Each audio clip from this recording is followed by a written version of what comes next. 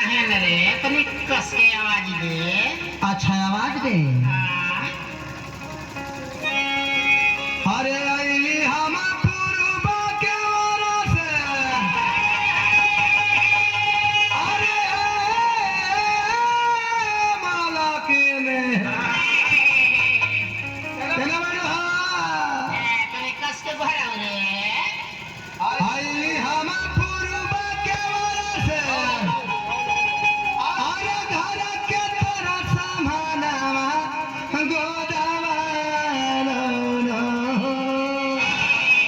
अपने हाथ पर गोदाना गोदावाल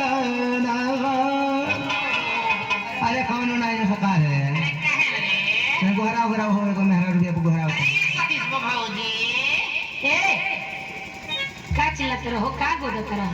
अरे भौजाई गोदाना गोदतानी। अच्छा अच्छा गोदना गोदत रहो। हाँ कई प्रकार का गोदी ला बोलो जिसन जिसन कहले वैसन वैसन बना एकदम ना